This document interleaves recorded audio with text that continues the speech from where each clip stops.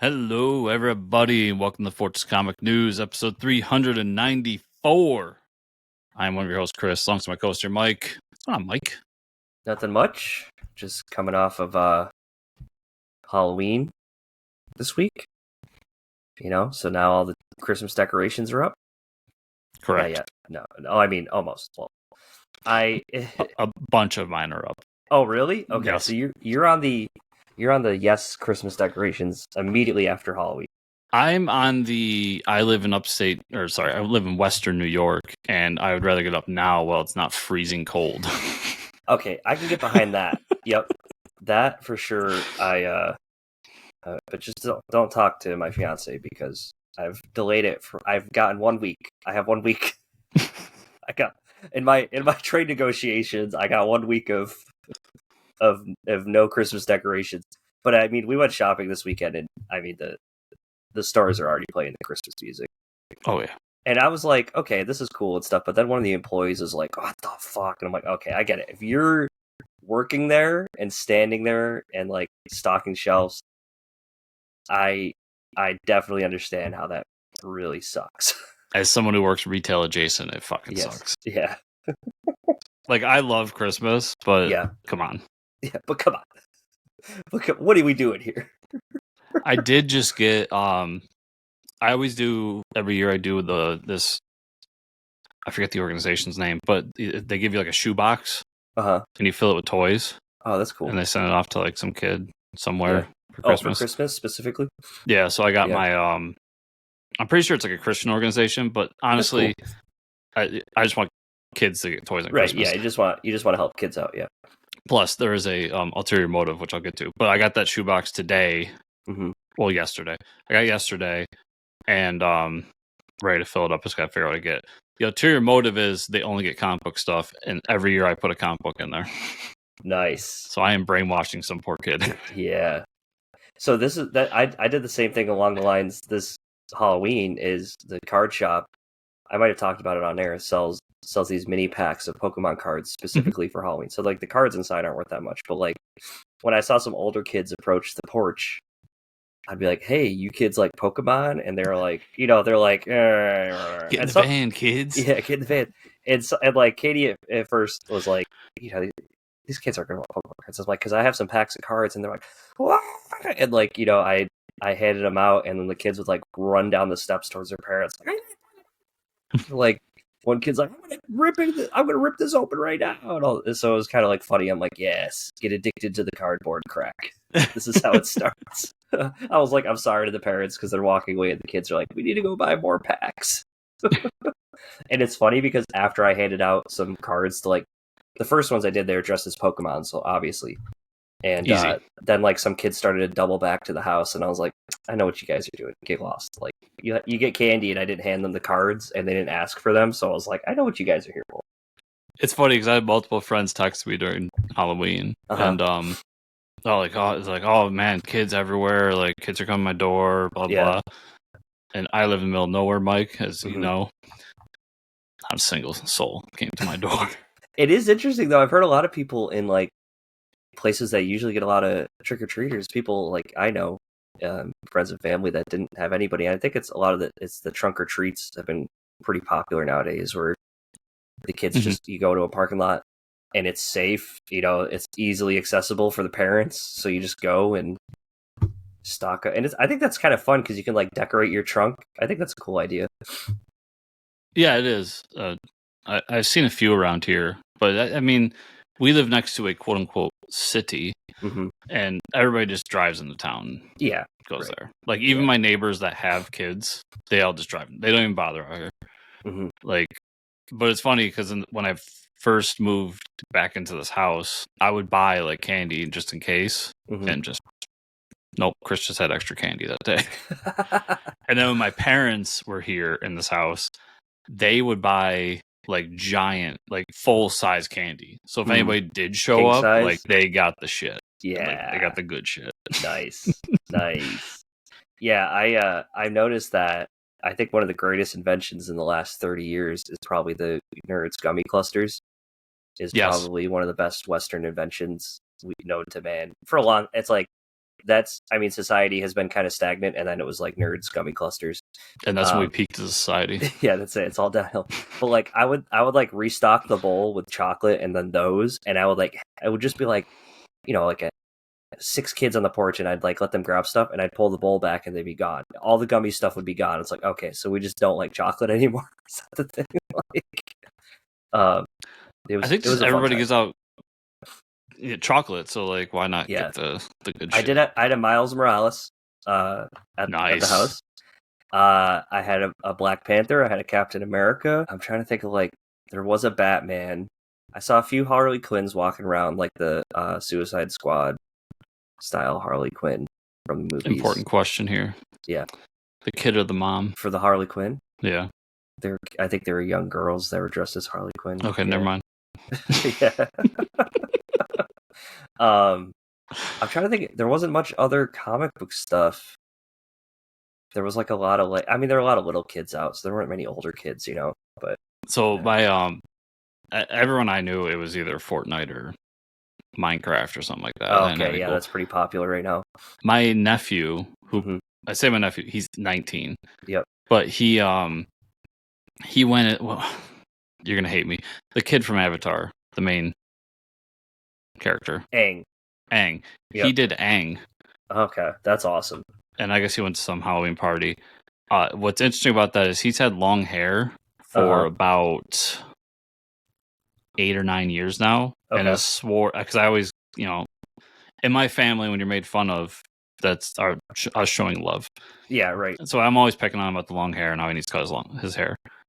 And he sent me a picture. He goes, my Halloween costume, and he literally shaved his head. Like, literally shaved it. And I was just like, that's wait, wild. what just happened? Yeah, that's a statement. What the hell? I told him that. I was like, white guy with a shaved head rarely works out well. Yeah. Especially with our heritage. There's only a few routes that can go. That's wild when they like actually commit and shave their head instead of just wearing a bald cap, because we all know the bald caps look awful. I want to call out a bunch of the websites that we get our news from. Yeah, in this industry, when a celebrity puts on a costume for Halloween, it's a costume. It's not cosplay. So please stop giving me posts about Nicki Minaj's cosplay. She did not cosplay. She put on a costume. There is a difference. I haven't seen that at all, so I don't even want to know what did she dress as a comic character? Starfire, I think it was. Oh, well, that's pretty cool. It's a cool costume. Yeah. Whatever, Nicki Minaj. I probably never heard a song in my life by her, but yeah. I was just annoyed because I'm like, cosplay's a thing. Like, you've definitely heard a Nicki Minaj song. I just want you to know. Super bass, dude. So come on. Everybody tells me this shit. Yeah. And I will tell you, I was in the gym and my headphones died because I was an idiot and I didn't charge them. So I'm in the gym like a fucking Neanderthal, listening to the music that they're playing. And they played a song, and I remember thinking, what the fuck is this? This is shit. Mm-hmm. And I looked up because they have one of the monitors that tells you what's playing.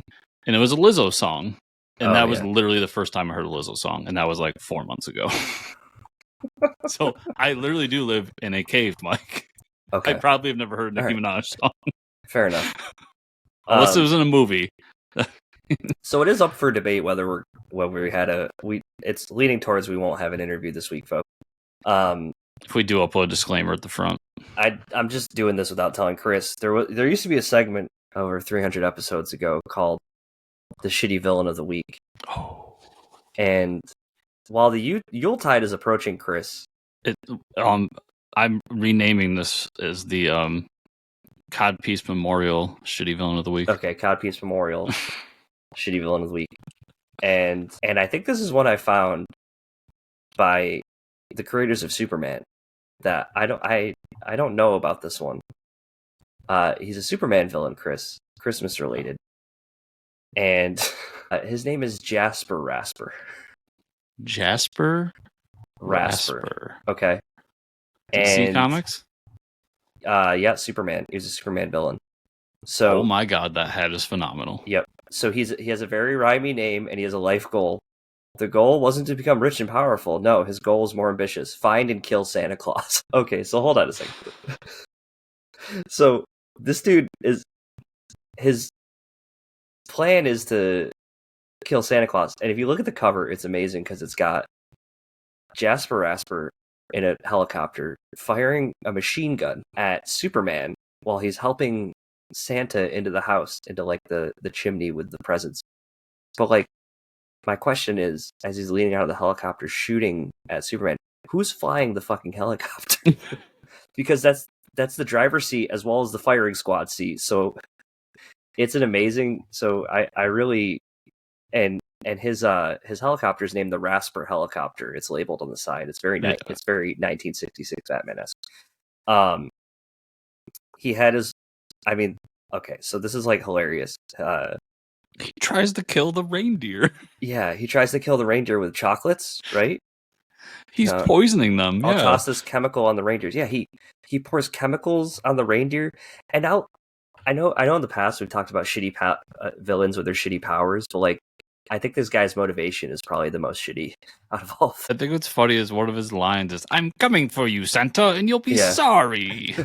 And how about this one? So anybody who thinks this guy's amazing, this is his catchphrase. He actually might be. He's starting to win me over here, Chris. This year, Christmas will be a flopperoo. This panel that I'm looking at right now, it has nothing to do with Jasper, but I love it. It's Santa being too fat to go down a chimney. Yeah. And it says groan. It says, "I feared I'm unable to squeeze down an average-sized chimney." And Superman says, "A diabolically clever plot." So obviously Jasper just made the chimneys too small, right? Is that his plan? Okay, he's back to being a really shitty villain. Wow. So I'm surprised this never came up. In my just quick research, I found this guy. I think it's actually hilarious that he exists. And the fact that his arch nemesis only comes around once a year is like another like downside to your reason for being. He has these like he has a candy factory that makes poison candy. Oh my god. He has a helicopter he's flying around. I just don't get it. Are you on the same website I am? This Best of the Worst? Yeah. Mm-hmm. Yep. We might need to bring back Shitty Villain of the Week because I've now found like multiple that we didn't do that are hilarious. So this, I think we're just going to plug. Is this a podcast? Best of the Worst? I think it is. Most ridiculous villains in comic book history. Wow. So there's a whole podcast just about comic book villains, everybody. Oh, it is. Oh, I need to start listening to these guys. Yeah, it looks like they have a few episodes out. Episode 50. So this has started this year, Chris. Wow. Good for those guys. That's awesome. The Asthma Monster. That is a villain. There's some really good ones on here. So I would say, and there's definitely some that we've talked about. Egghead, obviously. King the Conqueror. He's not a shitty villain. My question is, have they done Codpiece? And if not, who do I have to email to get on this show? There's a Condiment King. Ding Dong Daddy? Yeah, I don't know who Ding Dong Daddy is. The calculator. These are some pretty great shitty villains, everybody. But some of these I wouldn't say are so shitty. Like you have King Krypton, the super gorilla. He's just a gorilla in a Superman costume. Oh, the top. Okay, the top is pretty shitty. That's the Flash villain that spins around on his head. No, in the description of Ding Dong Daddy, they put, this is still on their website, shout out to these guys. This is my new favorite podcast. I am going to subscribe today. Yep. It just says Wikipedia abbreviates his name as Triple D, which, no, please, no. This is great. These guys rule. I'm so glad I discovered this podcast. They're quick podcasts too. They're like 10 minutes long. Yeah. We got to get these guys on the show for sure. Yeah, I'm reaching out to these guys immediately. So do you want to be on the show and talk about your podcast on our podcast? We just discovered this. And as I'm looking, Mike, they have not done Codpiece. Okay. Well then. They did do the monocle though. Yeah. I think that's awesome that someone's out there making a podcast about a shitty villain. And it's only 10 minutes long. That's amazing. That's amazing, yeah. I'm so glad we had to kind of pander around for a useless 10 to 15. to discover this podcast. So I did successfully find a pre-order for the Batman Beyond Batmobile. So that is secured. Awesome. They're also doing, I didn't realize that there was also a new Batman Beyond figure from McFarlane coming out. And it's the Neo Batman. It's right? based on Neo Gothic. Yeah. So that is pre-ordered, Mike. I need that one. Yep. The only thing I have not been able to find yet, and apparently it's in stores, so if you're looking for it, but is the Batman Animated Series cowl bust. That it's out already? Really? I'm pretty sure it's out. Because if you go to Target's website, they say it's in stores. Damn. You have to go to a Target in the Midwest somewhere where there's a population of 30 people and try to find it. That's important. When that type of stuff comes out, people I feel like people come out in droves now and just buy that shit. So let's see. Here's the Batman 89. Yeah, the release date is literally today. Oh, okay. So yeah, they're out. I was at a Target today and I did not see them. If I did, I would have certainly bought you one. Yeah, I'll put the call out to you too, Mike. But I put the call out to a few people. Call you see it, let me know. Yeah. And I'll let you know if you should buy it, because I don't want someone to buy it then I already have it. Of course, if you buy it, I don't know, you'd probably want it too, right? Yeah, that's why I'd buy two. But if I only get one, you'll have it for sure. Yeah. So, but I've got that call out to a few people. I think it's funny. So there's a guy I work with that I think I've talked about. He collects all the McFarlane DC stuff, and he just I think he takes random days off of work, but he'll text me. He's like, "Yeah, I'm at Walmart and they're opening up a new case." So he I don't know if he knows the guys there that work there, and he stands around, waits for them to open the cases when they're putting them on the shelves. He knows what times they work and what times the shipments come in. He's crazy like that, and he just gets all the chases and all the shit he wants to get. I'm like, damn. So my only thing is I was looking at these, and it's the same size as my Batman Animated Series Batmobile. Okay. So I'm gonna have to move my 66 Batman action figure somewhere. So I have to figure out a spot for that. Get its own shelf. But Beyond, I can't deny. I know. Dude, all those cowls are amazing. The 60s Batman one with the eyebrows, I think is amazing. I love all of them. If I had more space, I would go for all four, but the animated series one's a must. The Batman 89 cowl. What they should do is a bust for the George Clooney, the Batman Forever, or Batman and Robin, and just have a bust of the nipples. Yes. And not the cowl. Nobody remembers the cowl. Everybody remembers bat nipples. Everybody remembers the. I don't remember. Was that the Mr. Freeze? Yeah. Batman. So that's Mr. Forever? Freeze and Riddler. Yeah. Yeah. Everybody freeze. Put you on, and then I think that's Batman and Robin, and they kick their heels together, and the ice skates pop out. It's so bad. It really is 60s Batman. It is that, and that's why everybody hated it, because we went from serious Batman back to 60s Batman, and people are like, "Wait, this isn't Batman." I want to go back and rewatch those movies. Mm-hmm. That's going to be a thing I do. That's going to be my Christmas project, to rewatch all those. Yeah. I think it's a good idea. It's probably not a good idea, but it's probably a terrible idea. I watch Batman 89 at least once a year, because that I believe that takes place during Christmas, right? Yes. Yeah. Yeah. So with the Joker, or the one with Penguin takes place during Christmas. I can't remember. One of them does. I thought it was 89, because I remember my issue with 89 is that he has the Gatling guns on the Batwing. Oh, on the Batplane, right? Yeah, and he shoots at Joker. Yeah. Let's see. Yeah, because I think I've tried to get people to watch Batman 89 as an excuse, hey guys, this is a Christmas movie, and they're just shut up. Yeah, well, wait. Batman Returns. Yeah, you're right. Batman Returns is a Christmas movie. Okay, with Danny DeVito's Penguin. So yeah, let's see, the Nerdist. Because I do remember that. I remember Danny DeVito walking around there being snow, vaguely, and some Christmas trees up in the center of the city. I'm somewhat remember that. Come on, guys. So even though the film's plots and themes have nothing to do with the holiday, of course it's Batman. Yeah. The film is so specifically set during Christmas that watching in December doesn't have. Yeah, it's okay. It takes place during Christmas. Yeah, so it's a Christmas movie. Yeah, Batman and Batman Forever are pretty good. I still love. I mean, Danny DeVito's Penguin. Is terrifying. Is actually when I was a kid, I was like, the scene where he eats the fish, just like what the fuck. It's fucked up, man. It's really messed up. It's really. They took the whole idea of Penguin like a little too far. Yeah, no, I think most of it was just actually Danny DeVito. Probably he crawled out from under a bridge. And he's like, I was born to play this guy. All jokes aside, Danny DeVito's a fantastic individual from what I see, and he's a really good guy. But I've been watching. I have 3 separate sitcoms going on at the same time in my house right now. That's amazing. And one of them is that I just randomly was like, I don't think I've watched all of It's Always Sunny. Oh, that's always fun.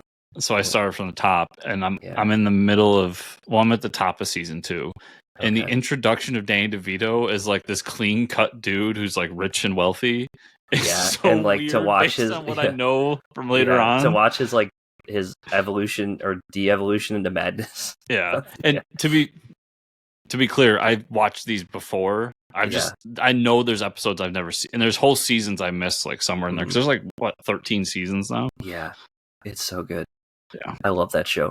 And the the callbacks to the old episodes and stuff. But I didn't even realize Danny DeVito doesn't show up till season 2, right? Yeah, the whole first it's only 6 episodes, but the whole first season is just the gang. Yeah, which is crazy. But I think that was a perfect segue to talk about Penguin. Yes, the show. It is Sunday, so episode 7 hasn't released yet, but episode 6 hit last week and ended on a big cliffhanger, which doesn't look good for Penguin. Did you watch this episode? Mm-hmm. Okay. You see a lot more of like, well, there's a little bit of time jump, so now he's like running his criminal underground from like underground. Literally. They're trying to find him. He's like, making drops, making money, and then he starts like giving away his drugs and all this stuff. And you see Sophia and Salvatore Falcone working together. And that there was the interaction between his like ex-girlfriend and Sophia. I really like that scene a lot. Where she shows up at her house to kill her, and they have this conversation. Basically, like, yeah, we're smarter than Oz, and we're like, like this dude's just like ruining everybody's lives. And they agree to be like, yeah, like this sucks, but like, okay, see you later. They both get put in like that situation, and I was like, damn, that was like really cool. That was like an awesome conversation between the two. Mm-hmm. Of like, yeah, I'm protecting my girls, they're protecting me, so if you kill me, just don't touch them. And then like Sophia's like, damn, you're like a good person. And then she has to prove to her that she's not the hangman. Well, how does she do that? She doesn't kill her, right? She leaves. So that was like some really good character writing right there. And it was like in a Penguin show, it's like, why do I care about these two side character? Well, not one side character and Falcone talking, but I was like, that was a pretty cool interaction, I thought. Yeah, my only problem is the hangman. I'm just gonna call her the hangman because I can't remember her real name. Her shoot name. Her new like outfit. Her crime boss outfit. Yeah, is just the most unattractive thing. Her hair was like a Jersey Shore blowout. Yeah, and I don't mean it in like a sexual nature. I just mean like she does not look good in that outfit. Like she's just trying to look like a comic book villain. Yeah, and it's so distracting to me. Yeah. It's like she got electrocuted in between becoming normal and a crime. Yeah, and like she has to wear that giant fur, and I'm like, okay, like so the episode ending with a crowbar. Now was that a throwback to Death in the Family, like Joker with the crowbar? That's not how I took it, but it would shock me if that was like an Easter egg. Yeah, when they like zoomed in on the crowbar, I was like, oh man, if you're a Batman fan.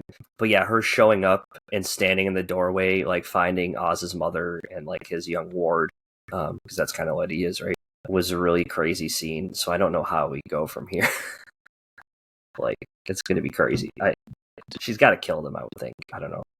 Do you think the kid is going to be Zaz? Oh, I didn't think about that. From the moment they introduced him as Victor, that's where my mind went. I didn't think, yeah.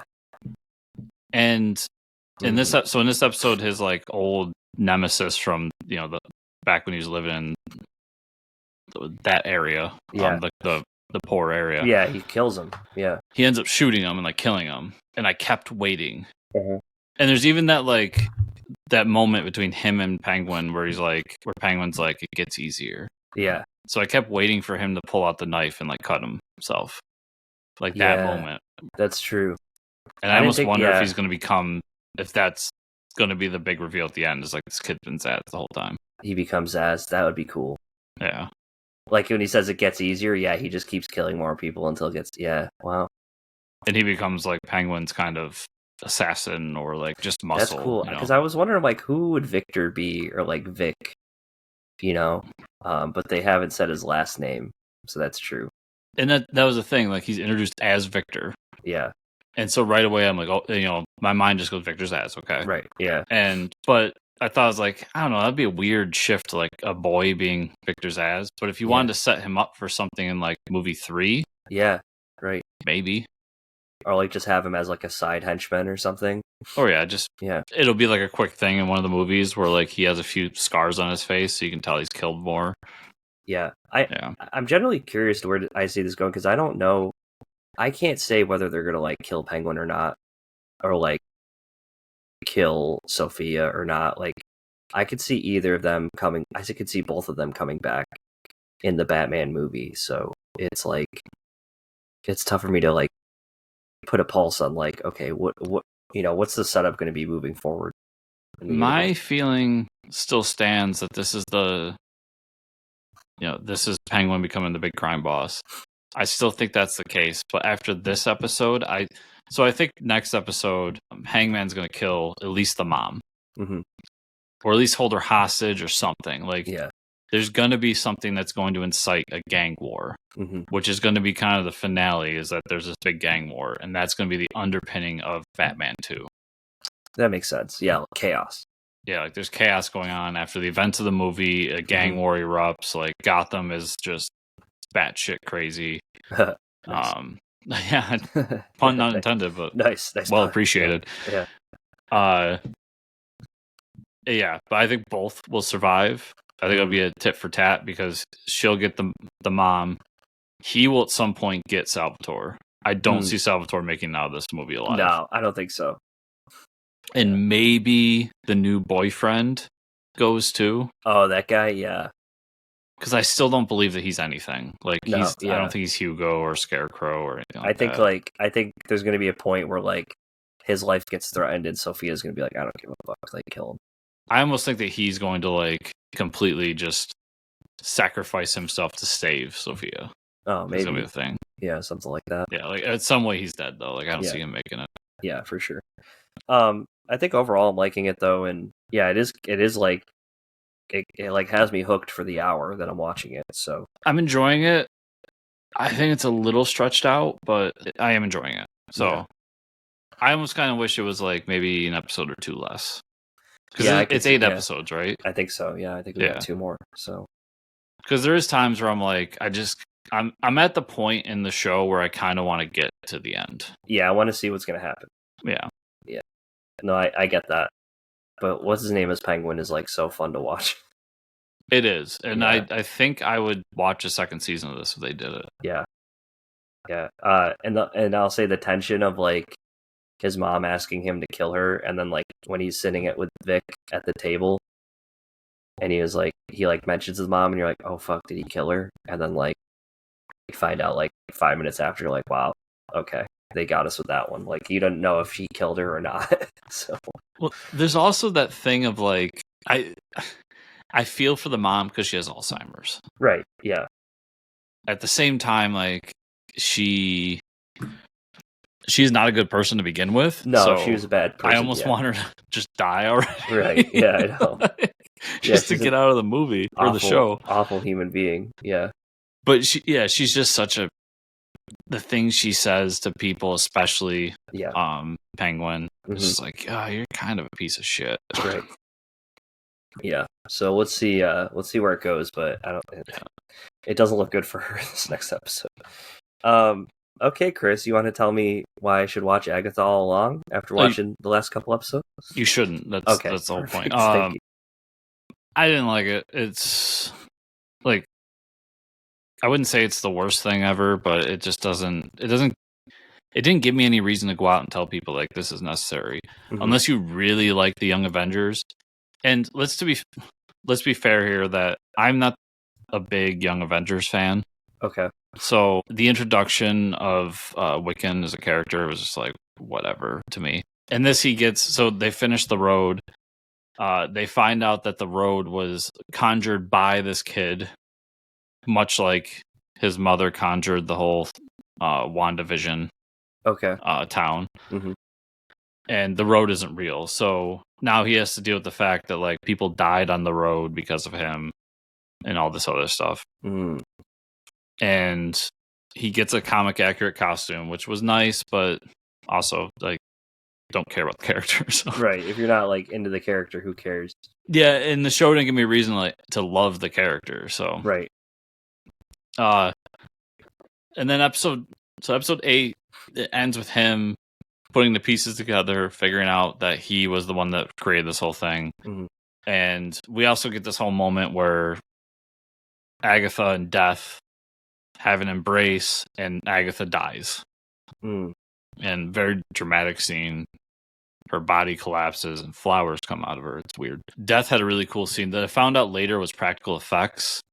Where they did the shadow of I forget her name now, but the actress, and half her face turns into the skull. Aubrey Plaza, yeah.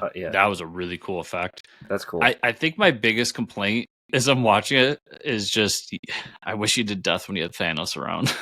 Yeah, right? Like, because that whole Thanos trying to court Death thing back for Infinity Gauntlet is like one of my favorite parts of that. Yeah. And then episode 9 is a huge origin story of Agatha back during the Salem witch trials. She has a kid, her raising the kid. Something happens to the kid. So at some point that kid's going to come back. He's a character in Marvel Comics, so he's coming back in some way. Probably to fight the Young Avengers. Probably. And if I had to guess. And that all just leads to Agatha coming back as a ghost to help the Wiccan out. And they have a whole plan now that they're going to team up to go find Wiccan's brother. Which this whole show has basically been Wiccan's looking for his brother. I don't know. I didn't think it was... I don't think I'm the audience for it. Right. Which is sad because I should be the audience for a Marvel show. And B, I just didn't think it did anything so special that everybody should run out and watch it. And I guess C, whatever happens next with Wiccan, and let's say they bring the Young Avengers back, it's not like this was his origin or this gave some like very important detail. Right. Unless Agatha sticks around as a ghost, then maybe you'd have to explain that to your friends. But other than that, like, it's not something you had to watch for continuity purposes. Yeah, it was. You know what it was, Mike? It was 9 episodes of a retcon. That's what it was. It was them making Wiccan a thing because he had technically disappeared during WandaVision. So now they had to bring him into the actual MCU. Yeah, they couldn't do that in the What If episode or something. Well, they kind of ruined their chance when they did Doctor Strange 2 and made Wanda the big villain. Does she die at the end of that? I forget. I feel like I can't remember, to be honest. No, it's been so long since I watched that movie. So, but the fact that she went on that whole sequence and is now, I'm pretty sure she died at the end of that. Someone's gonna be mad in the comments, but whatever. And just ruined the chance of her and Vision having kids. And it's like, okay, right. But yeah, you can skip it. I'll talk about a show that I have been enjoying. I'm on like 3 or 4 episodes into Hysteria, which is that the one with Travis Kelce in it? Is he in it? Is it on Hulu? No, it's on Peacock. Oh, I'm thinking of something else. It's like Stranger Things with Bruce Campbell, pretty much, as the chief that police. one. Yeah. So this one is like these kids are pretty much like, so there's like it's like, if I had to describe it, it's like Stranger Things but more R-rated, and it's really good. The show I'm thinking of is Grotesquerie. Oh yeah, I see that shit pop up. Yeah, it's an FX show, and I guess Travis Kelce's in it. But yeah, Hysteria is great. They it's like there's a lot of similarities to Stranger Things, but Bruce Campbell's character is really good. He plays the chief of police, and it's awesome. And it's like the metal band in town is like taking advantage of like the fear mongering of like the satanic cult, and so they're pretending they're the satanic cult to like get more followers for their band, and it's just really good. Like there's like that whole subplot, but there's actually like a cult going around and like killing people in the town, and some like weird like supernatural shit going on. And yeah, Bruce Campbell's just kind of like going around trying to figure it out. And it's funny because like his granddaughter is like super into like the occult and like demons and shit, and he thinks he's like this perfect little angel. And he said, I think there was a comment in one of the episodes where he said something about like he starts reading this book on demonology to like understand what's going on in the town, and he says like, "Oh, I've never read a book on demonology," and I'm like, "Yeah, you have. You read the book." Yeah, that was a cool callback. I'm really enjoying it just for that alone. I think it's a lot of fun, and the music's good because they play a lot of metal and stuff. So yeah, I'm highly enjoying. Hysteria is really good. I guess I could shout out the third sitcom I've been watching. Have you seen that show Ghosts? So I haven't seen it, but I've seen the ads, and I'm like, I don't know if this is something I would ever watch. I don't think it is. I don't think it's something you would watch. Do you like it? It's very sitcom-y. Is it? Yeah. But it's actually at times I wonder like about some of the characters because they toe a line of like culturally inappropriate.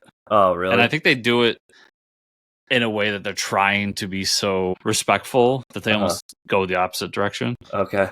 Because like one of the characters is a Native American. Yeah, I've seen like they're like people that have died in different parts, like eras of time or some shit, right? Yeah. Yeah. But it's wacky sitcom stuff, except the girl can see ghosts. That's funny. Yeah. I see so many ads for it. I'm like, is this good or not? Like, because they don't show like any scenes happening or anything. Yeah, and it's one of those like based on the UK show things. So think The Office. Yeah. Yep. But you're enjoying it? I'm liking it. It's fun. It's stupid.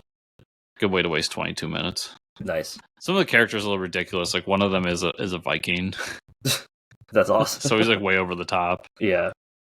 Maybe I'll have to check it out. Yeah, because that seems like something I would watch. It's one of those. It takes a few episodes to get its legs under it because the whole like back plot of it. The first episode's not good, and then them trying to set up the back plot, and then finally getting to it isn't until like season 3 that they really get into the whole thing of like because this couple inherits this giant house. Okay. And they're going to turn into a bed and breakfast. And the first 2 seasons are them like trying to figure out how to turn into a bed and breakfast. It isn't until season 3 that it actually becomes one. And then they can start bringing in more characters and all this stuff. Okay. That's cool. Yeah. Yeah, maybe I'll end up checking it out. All right, let's jump into this little bit of comic book news, everybody. This is kind of cool. Image Comics and Skybound Comet announced a new YA graphic novel titled Family Force 5 from writer Matt Briley, artist Answorth Flynn. I thought it was cool because it involves kaiju. I put this on here because of you, Mike. Yeah, thank you. Fighting alien kaiju with your family on a Friday night is totally normal part of being a teenager, right? Well, it is for Macy, who, despite her protests, must continue the family legacy of keeping the world safe, all while trying to get good grades, impress her crush, and balanced whatever. But when tragedy strikes, Macy is forced to figure out how to be herself when she feels destined to be someone else, but not for her family, but the world. Yeah, I'm definitely going to read this. Yeah, it seems interesting. And Skybound Comet's done some cool things. Yeah, I'm actually surprised that Skybound Comet hasn't done more because that YA young readers demographic is huge, as Mad Cave has made very clear over the years. So good on them for getting some more stuff in there. Yeah, it's hitting. It's not hitting the comic book shops until Wednesday, May 28th. So got a little bit of time there. But get some time to figure it out. It also has a very gotcha, man. No, manga look and feel to it. Yeah, for sure. Yep. Yeah, her suit kind of reminds me of Gotcha Man. Like she has like a Power Ranger suit on the cover. A little bit.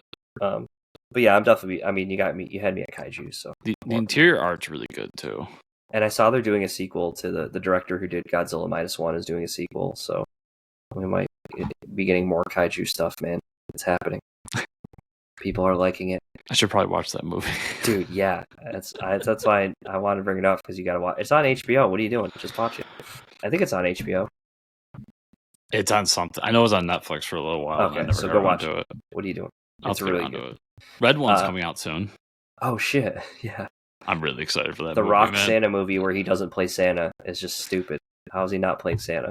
Because, what's his name? J. Jonah Jameson's playing Santa. And he's like jacked in it, right? Yeah. Yeah. Okay, I forgot. J. Jonah Jameson. Yeah. And it's The Rock and Chris Evans. You know the movie's going to be so bad. Oh, it's going to be awful, but I'm going to love every second of it. Oh, yeah. These are like the scripts they pump out, and they're like, we don't even need to try with the script. We just get these guys and put them in a room, and it's going to work out.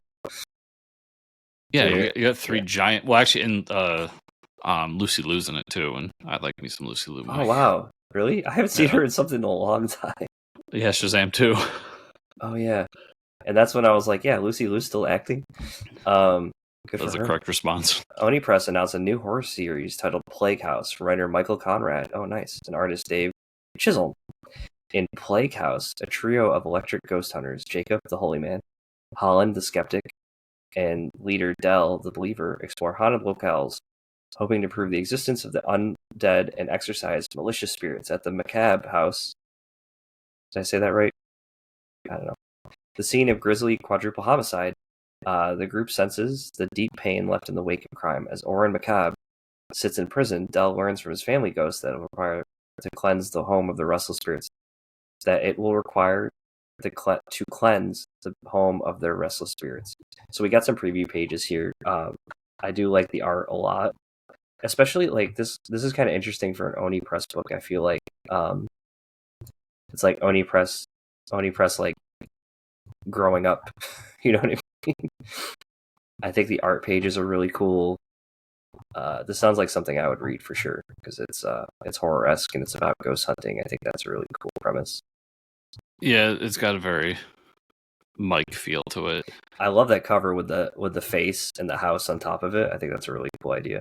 Yeah. Also, Michael Conrad's a great writer. I think my only 2 cents is we are definitely living in like a golden age of horror comics. Yeah. So if you're a horror comics fan, just enjoy the ride, man. Oh yeah, for sure.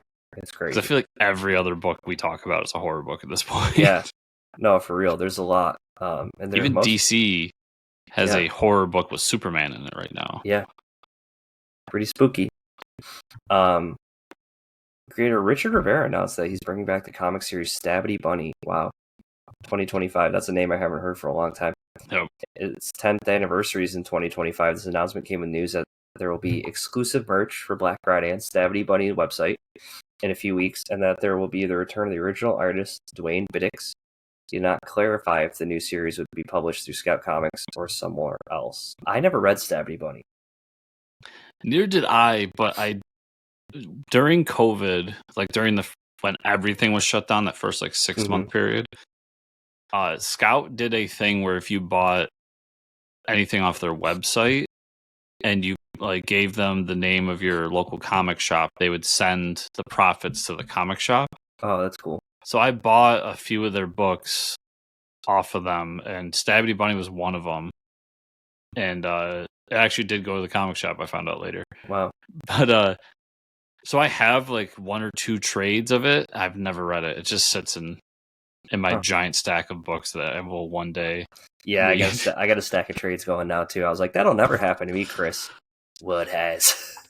Wait till you have a closet. Yeah, the dreaded pile. I can't read it. I refuse. All right, let's talk about some of the stuff we read this week, Chris. I read a few comics. I don't know about you. Yeah, I read a few. So I didn't read it, but I can confirm that the DC versus Marvel omnibus exists. I do. Speaking of stacks, you can order it on Amazon right now for sure. Yeah, it's sitting next to my bed right now. Okay. Is it? It's huge. It's huge. It's gigantic. And I'm really excited. And I did see it's on Amazon for $100, which is. So I'm pretty sure it's cover price. Is it? Yeah, that's definitely what I spent. Yeah. Okay. I read Batman Long Halloween, Last Halloween. Number 2. As much as I'm like willing this book to be hot garbage, like I feel like I'm not willing it to be bad. I'm kind of just like every time I see it comes out, I'm like, oh yeah, this book got made. So I start off in my notes here, say not a bad issue. So, which means it's pretty good. I'm just in a bad. I'm just a curmudgeon, and I'm just being disgruntled when I read it. You know what I mean? They're still trying to find Gordon's son who's been captured, and Batman's basically like a loose cannon going on a rampage. Like he's going into Arkham, like grabbing people and beating the shit out of them. Like, where is he? Kind of thing. Like he's not using logic at all. They start blaming Penguin. They find him in the fish market of all places, and he gets shot too. And the murder weapon gets dropped by Batman. So like the cops show up, and they immediately think that it was Batman that killed him. It's the FBI, not the cops. So the FBI are involved in Gotham, which we don't see much of. The FBI stepping in and be like, come on, guys, like, a lot of people have been dying. What are you doing? No, the federal government gave up on Gotham a long time ago. Yeah. FEMA doesn't even go there anymore. So as far as Batman books go, Chris, it's pretty good. It's pretty good. I caught up in a couple issues here that you talked about. Nemesis Rogues Gallery number 3. I do want to talk about how I do love this book has turned into 60s Batman but R-rated. Yeah. Is like the like back and forth between him and his sidekick of like, oh, chum. It's like, this is 60s Batman. It's just really fucked up. And then so like the thinking they caught Nemesis, but it was like a double cross again. So yeah, that's just classic Millar writing of like he gives his like characters the god complex until he wants them to die, pretty much.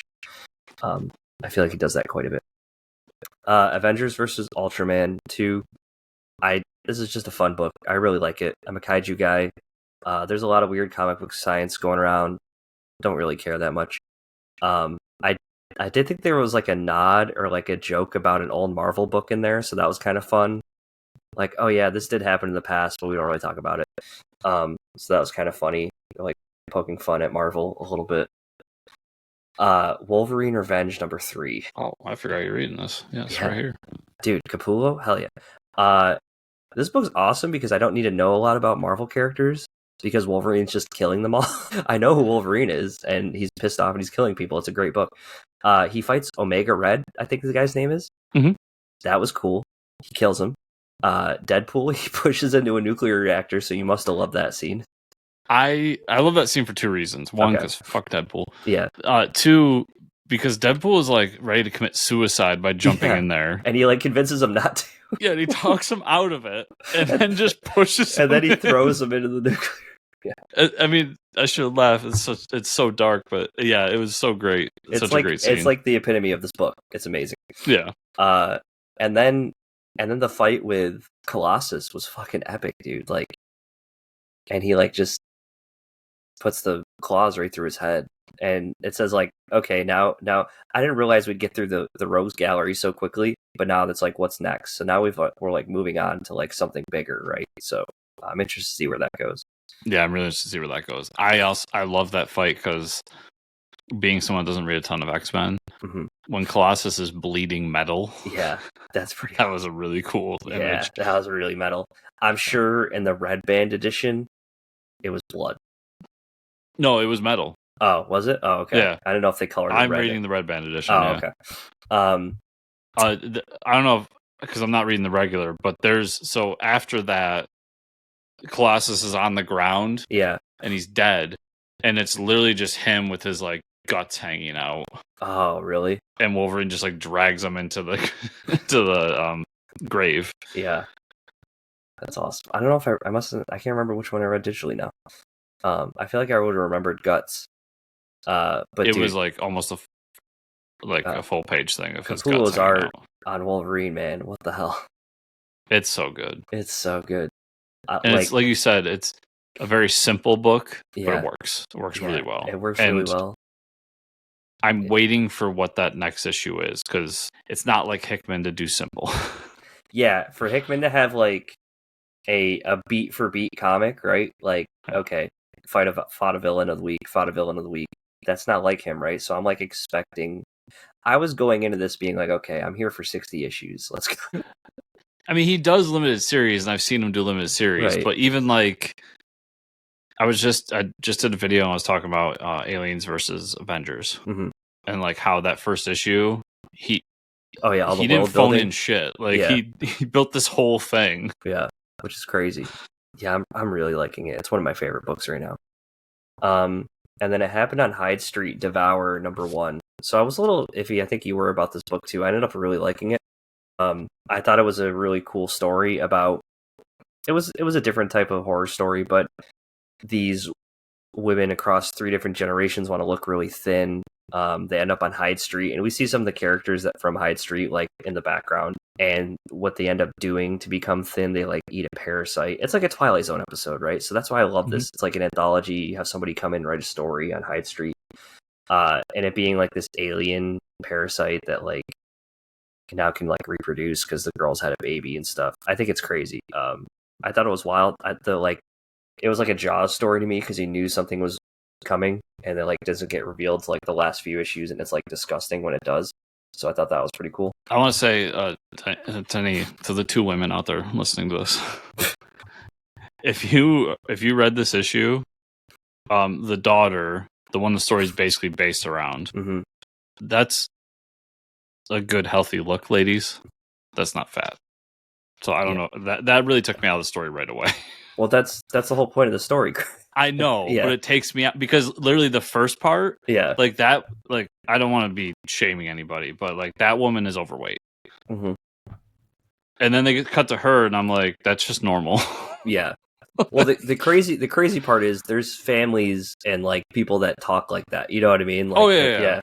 And then, but then they immediately cut to her mom and the grandma, and those 2 women are grotesquely thin. Oh yeah, like, and it goes back to Hyde Street, right? Like, if you're a piece of shit, Hyde Street shows up for you, and I think that's what it was trying to phone home is like, oh, these women are pieces of shit, and so here's this like cure-all store to pop up.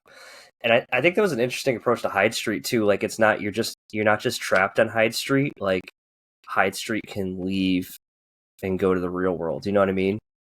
Like this thing leaked into our world, which is kind of cool. And I mean, it's a story about cycles of abuse at the end of the day. Yeah. I thought it was okay. I don't know. It didn't click with me. Yeah, I don't know. I'm just into like that anthology shit. I just want more Hyde Street.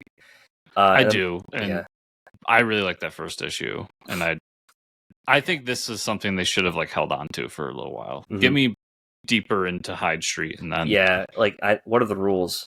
Like with I love that episode of It's Always Sunny where it's, what are the rules? I sing that all the time.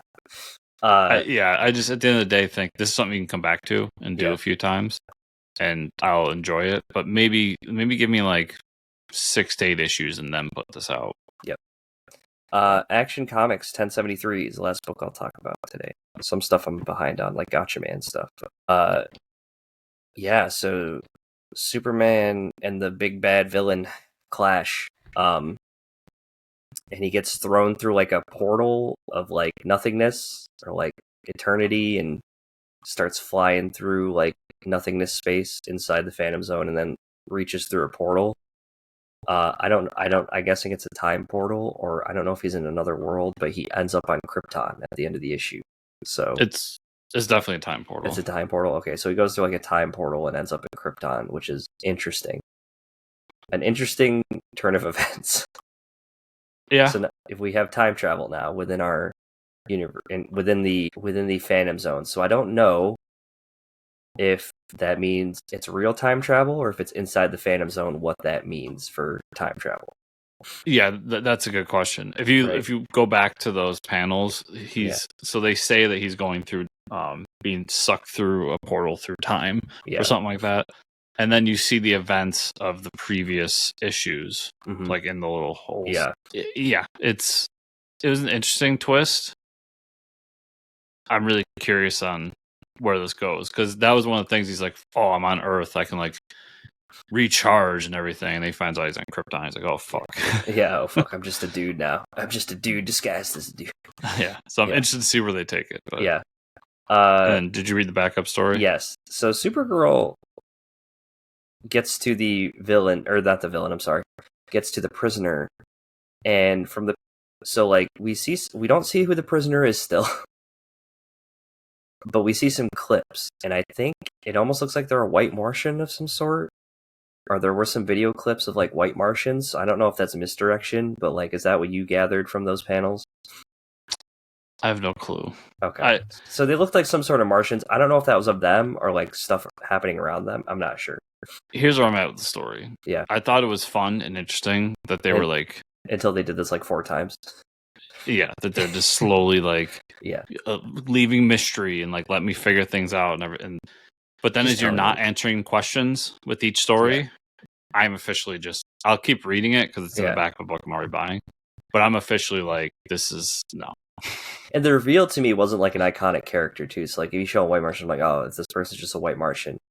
Well, that's my thing. This was your chance to. This was you dragged us through. Yeah, and you left these breadcrumbs along the way and left a ton of mystery. This is your chance to hit. Yep. And the big reveal to me would have been like Gold Lantern. or something. Like something interesting, you know? Give me something. And it just didn't do it. Like, I thought the reveal was going to be that the judge was actually the prisoner the whole time. Oh. But but then maybe not. We still don't know. She goes to look at who it is, and she gets attacked, or, you know, these people are landing to, like, fight with her, so. Yeah, like, my thought was, like, okay, so those people took the judge, and the judge was created for this one prisoner. So maybe the prisoner was so, like, grief-stricken by what they did that they created this judge to judge themselves and or something like that. Interesting. Maybe it still will be that way, but you lost my interest at the very least already. And their face is like covered too with like some sort of mask, right? Yeah. Like, the only other thing I can think of, only because we watched Crisis recently, is like, could it be Psycho Pirate? But that could possibly be the worst. We do know Supergirl has a history of Psycho Pirate. Yeah. Some ties to the multiverse. They had to create a whole new judge that would be outside of the influence of Psycho Pirate. That's starting to add up now that I'm talking out loud, Chris. Yeah. I was skeptical of your thinking that the key or the map was the multiverse map. Right. And I think the way they showed it in this issue, I could say that it's not the multiverse map. Yeah. Do you agree? Yeah, for sure. I don't know what they're trying to do. I went back and looked at it after you said that, and I was like, I could see it. Yeah. But I wasn't... It wasn't like out like specifically. And I will say, when they do pull out that map, they're very blatant with like, here you go. Yeah, right. Yeah. I will say again, one more tick to it being Psycho Pirate. The person was on a planet by themselves, so we know that Psycho Pirate can influence emotions. A very King Kai-esque planet too. Yeah, exactly. Yeah, where you just you do laps around it. That's where I've seen this before. But yeah, again, why fucking wait 5 issues or whatever for the reveal? It's just like, come on. I like drop a hint that it's like somebody like have the mask there, right? Like reveal the mask. Like if it's Psycho Pirate, something like at least give me something as a like a twist. Like make it be Psycho Pirate, and then like next issue we take the mask off and it's Hal Jordan. I don't, whatever. Yeah, right. Give me something. This is one of those things. If this was a solo series, it would not last. Oh no. Also, I'll say if it was a solo series, I think like 3 of these stories would be one issue. Yeah. But understand the medium you're writing in, which is a short story that's delved in over multiple issues. Yeah. I think the writer here kind of failed the test. Yep.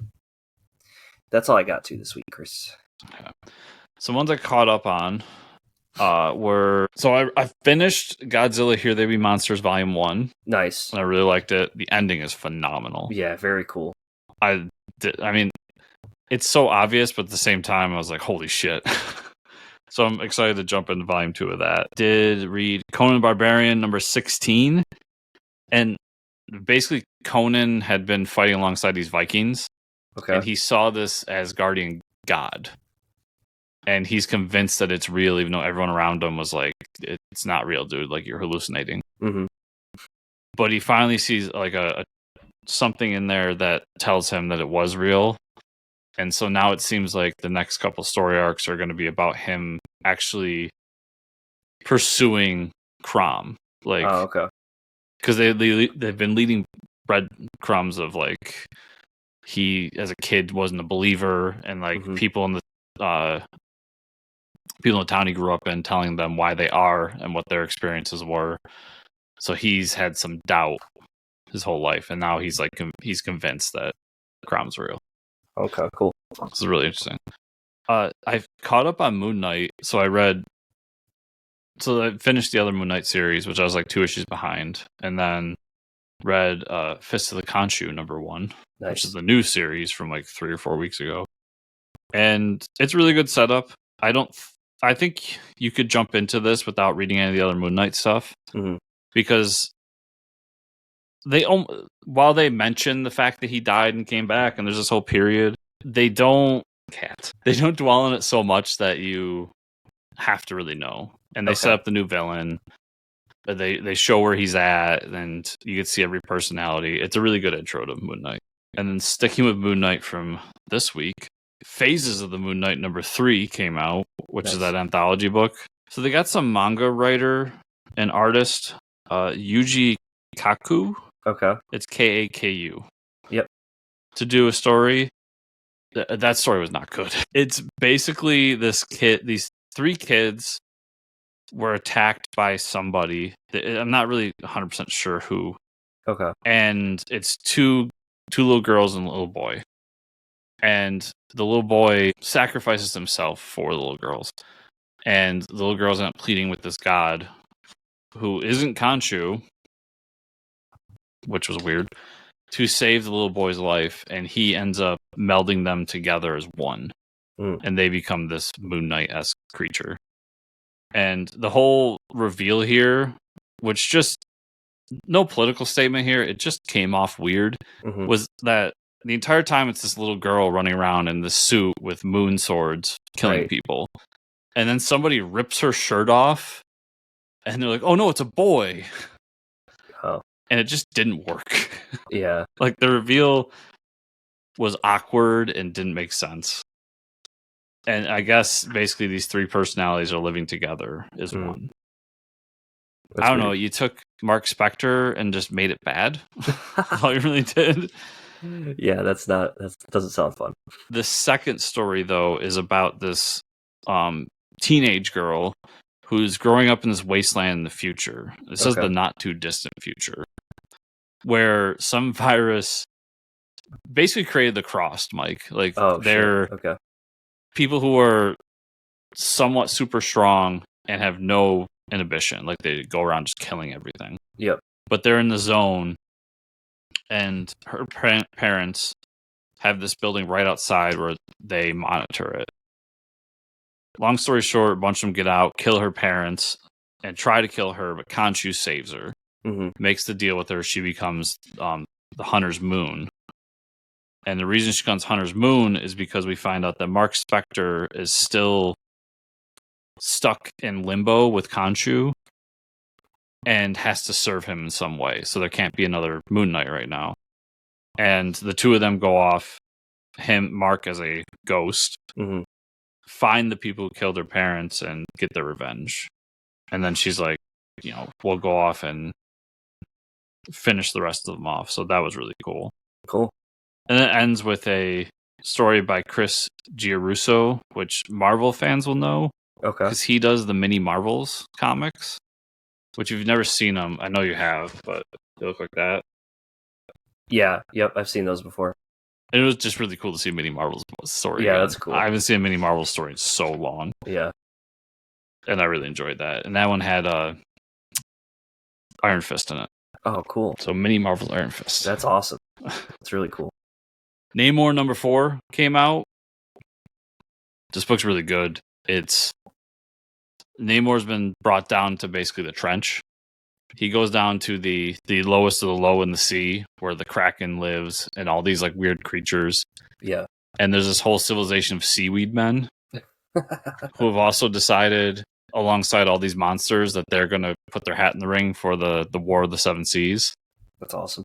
They bring Namor with them. They go up. They find that King Orca is basically taking an old shield helicarrier and turned into a whaling vessel underground or underwater.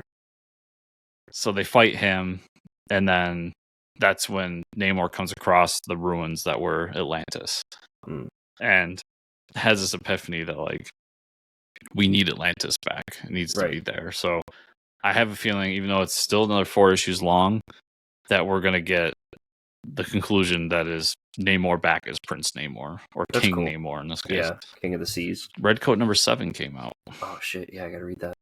This is a quick read. Okay. It is the conclusion to the conclusion of the story arc. Okay.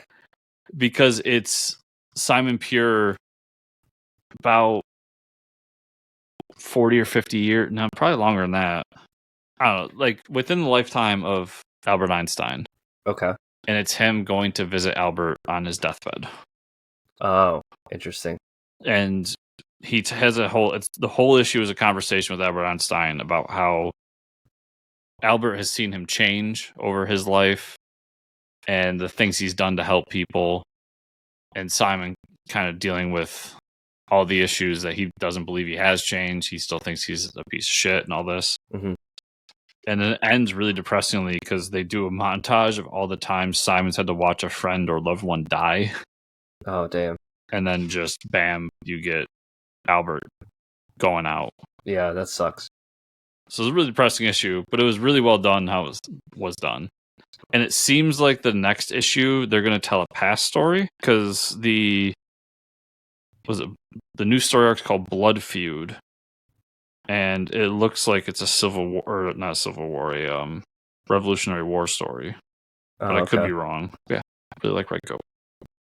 Yeah, it's really good. I just thought that would have been like issue 6 was like the wrap up issue. Like it was like, okay, I thought it was like for sure a new story arc. Yeah, that's why I called this the wrap up to the wrap up. Yeah, the wrap up really to the wrap up. Yeah. I'll do real quick with Savage Sword of Conan number 5. This has, so they're switching over to King Conan stories, and that's because Jason Aaron jumped on board. Jason Aaron loves fucking King Conan. Mm-hmm. And I really like this series. Each one, they're magazine size. They're about 60, 70 pages, so it's like a mini OGN. And Jason's story actually takes up majority of the book, and it's going to be another part in issue 6. And the other 2 stories in it, one Jim Zub does. It's a 2-page story, and it's literally like Conan goes to get water. He gets sucked in by this like octopus thing, and he kills it, and that's it. And the other one is about Conan teaching his son how to blacksmith. Oh, cool. And all that. So they're really good stories. I think Savage Sword of Conan, it's a black and white book. If you don't like black and white, then I guess you're not going to like this. But I think it's a really good book if you like Conan stuff. Nice. And then I read TMNT 3. It's, shit. Leonardo? Yeah. I think it was.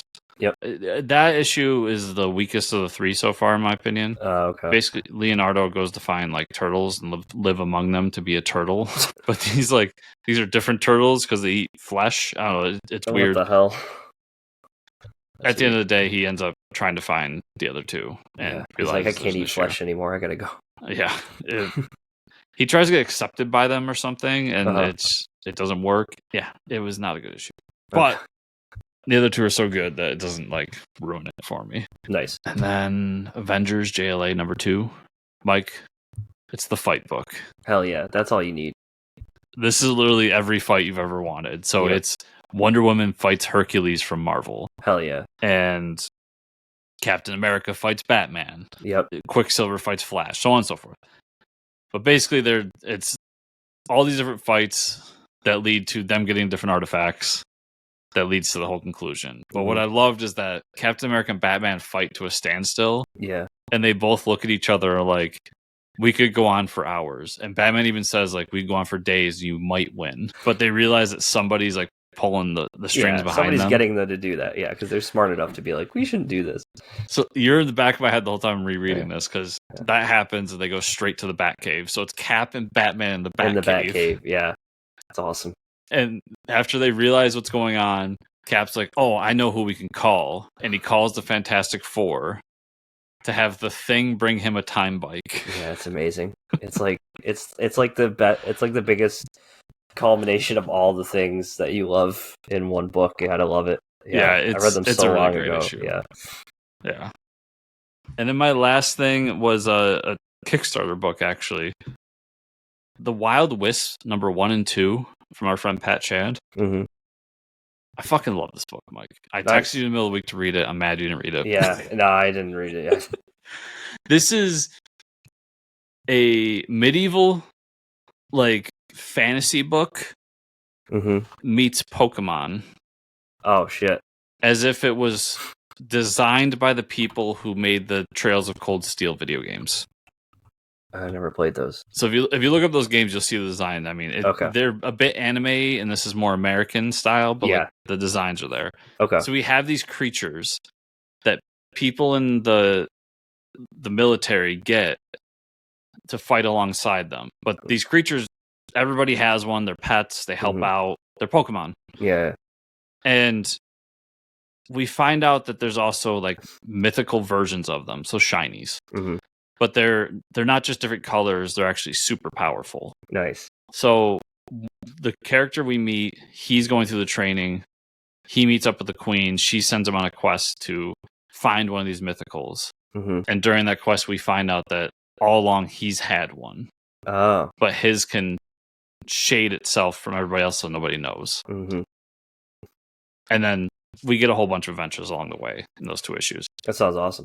Patrick Bromeyer, who does the Granite State Punk books, he does a backup story that's like a horror story set in this universe. Oh, that's cool. Because one of the wisps is a ghost creature, like ghastly.